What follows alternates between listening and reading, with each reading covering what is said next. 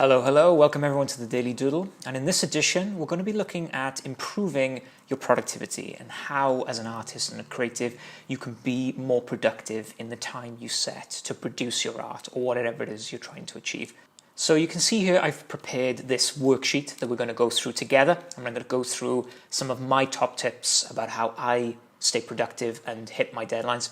If you want to download this, check in the comments below. That will take you to a page where you can sign up and download this sheet. Okay, so let's get started. So how to be more productive? Now, this is a common problem among creative people. We set aside X amount of time to do something, and it's not necessarily that we don't have the ideas or the inspiration, it's just more that our output at the end is not as we expected it. And I get it. As a creative person, your mind often wanders, you're often thinking about different things, and it's very hard sometimes to get focused. So there are a number of things that I've done and a lot of things out there that you can do to help yourself stay on track, not let time elapse.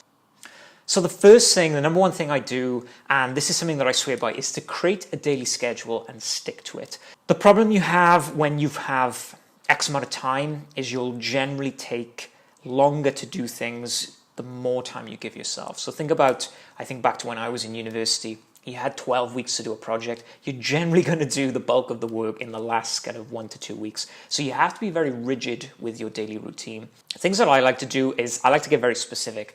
I like to map out my day in hourly blocks and I assign myself different tasks. This will even include non-work related activities. So I will wake up at a certain time, I will eat breakfast, I will go to the gym within these times, and I will find time within my schedule and I'll say, okay, between these hours, I'm going to do this specific thing. A good app to use is Wunderlist. I will do a video on this in the future about how to use Wunderlist to organize your life. It's a very simple to-do app, but it's very good at setting very specific tasks and goals and being able to tick them off throughout the day. Second thing I do is I block out time to do creative work. So every day I will draw 2 comics for my Instagram series. And no matter how I'm feeling, even if I have to force myself to do it, I will do it within that time. And this will take a little bit of training, but you have to make the habit of doing creative work at regular intervals within the day. And if you can do that and you create the habit, it'll just become easier and easier for you to, one, kind of hone and build that skill of yours, and 2, to actually deliver specifics rather than just kind of saying, oh, I've got all day to do this drawing, I'll do it later. And when you block time, you stop putting things off and you start actually doing them. Now, if you need a little help for this, like I'm getting up at 7 a.m. This is really difficult for me. So make sure you're energized, make sure you eat before you're creative, make sure you drink coffee. Do things to give you more energy, particularly if you're leaving it later and later in the day. The longer you go on in the day, the less energy you're going to have, the less motivated you're going to be. So I try and do creative things first thing in the morning. This is why a lot of people go to the gym in the morning as well, because they have more energy. By the time you hit the nighttime, you tend to just want to, do things that require less brain power. It takes time and practice. Even if you have an hour where you sit there and you don't even finish the drawing, it's not about that, it's about building the habit. Which does bring me on to number 3. It's forcing yourself into doing something every day. Now, this is something I swear by. Any of you that follow my Instagram will know that I'm all about drawing something once a day, very simple, very quickly, and creating those habits. The thing that a lot of people do is they'll say, okay, today is my drawing day. I'm going to have 8 hours of non-stop drawing. And what happens then is you overwhelm yourself. You start to set unrealistic expectations, you start to set unrealistic goals, and you just get confused and just, I can't do this anymore. What I say is I'm just going to draw for 1 hour a day, and I'll just draw something very simple, very basic, and over time, even if it doesn't feel like something enough in the beginning, over time, even if it's 30 minutes, it will add up, you'll get quicker, you'll get faster, you'll hone your skill, and you will be able to deliver a lot more spread out across 1 hour intervals over the course of a few weeks than if you say, right, all day today, I'm just going to draw, because the mental energy and the discipline that takes, very few of us have. So you have to think about breaking this down across the course of days and weeks rather than trying to do it all in one go. And in time, you'll create the habit and it will feel a lot more natural to you. Okay, so let's move on to number 4. Now, this is something that I am a big advocate of is to organize your work area beforehand. Now, I lay out a setup every morning, and before I go to bed, I'll make sure that the table is ready. I'll even lay out the pens and the sketchbook so that when I wake up in the morning and I go to draw, everything is there for me. Because what happens is, say you set aside an hour of time to do drawing, and you wake up, maybe you wake up a little too late, you're kind of 10 minutes after your alarm, and then by the time then you sit down, you get all your equipment, you get your sketchbook out, you've already eaten into 20, 25 minutes of this creative hour, and then you just get overwhelmed, you don't have enough time, and you start eating into the time you're supposed to be being creative.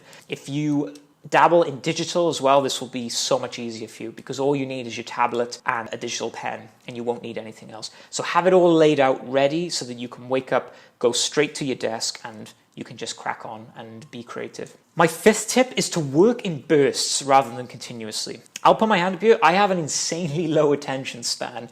So for me, if you give me a task to do that is going to take hours and hours, I'm just not going to be able to sit there and do it. Pomodoro is one way to do this. You can find your own rhythm and how long you can kind of stay focused for. Pomodoro is a technique where you try 25 minutes on, and then you take a 5-minute break, then you come back then and do another 25 minutes, and it's very kind of specific, dedicated work time. I like to do work in an hour bursts. After an hour, I start to kind of lose focus, and I use an app called Be Focus. Now, this app has changed my life, because whereas before I set myself a task and I think to myself, well, I have all day to do that, and I'll take all day to do it. With Be Focused on, I now have the ability to time myself constantly. What that means is that I'm constantly time checking, and I'm being way more productive than if I was just letting myself use the whole day to do something. So I'd highly recommend Be Focused. There are other apps out there, but work in smaller bursts rather than saying, okay, I'm just going to do 8 hours straight, because you just will not have the brain capacity to do it. My sixth tip is to always write down your moments of inspiration.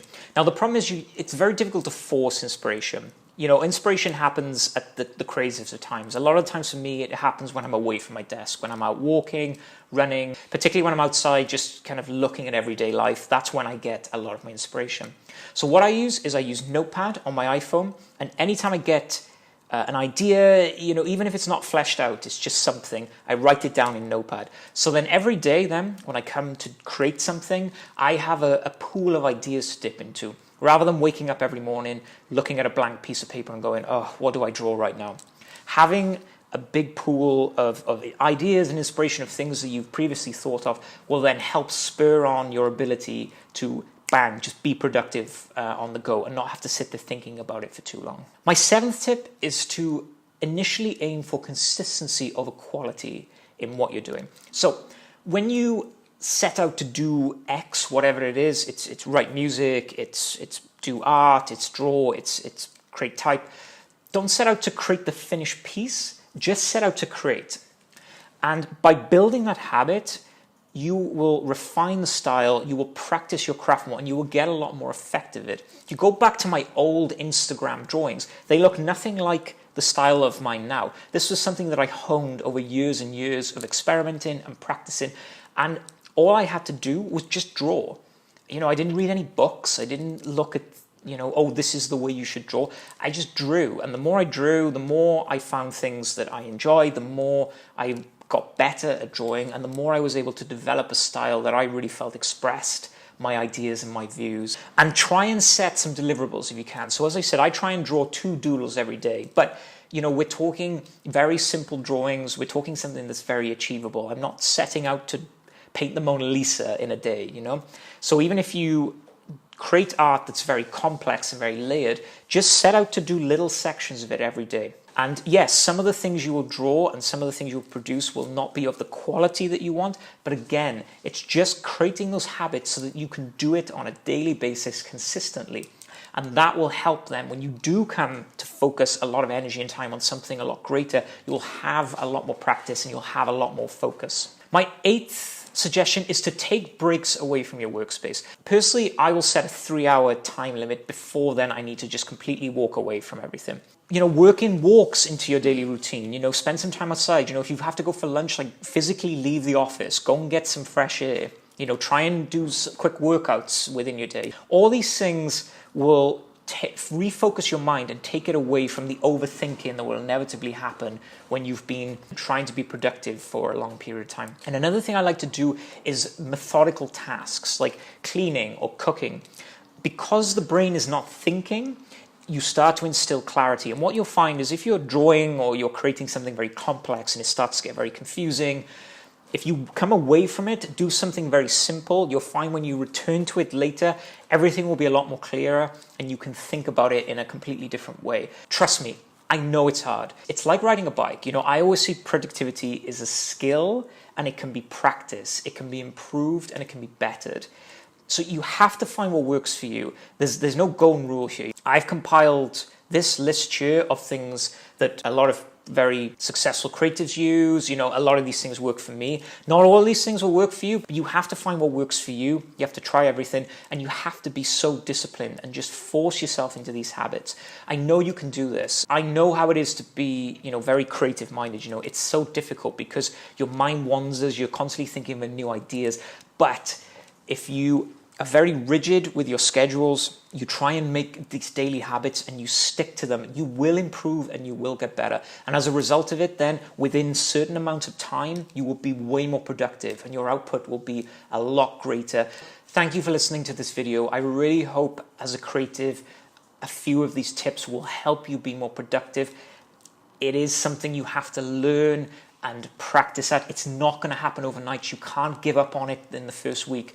This is something that I've spent years honing, and you know, I am a lot more productive now than I was years ago, but it didn't happen overnight. I had to force myself into these habits. Until next time, keep practicing, have fun with your art, and I will see you in the next tutorial.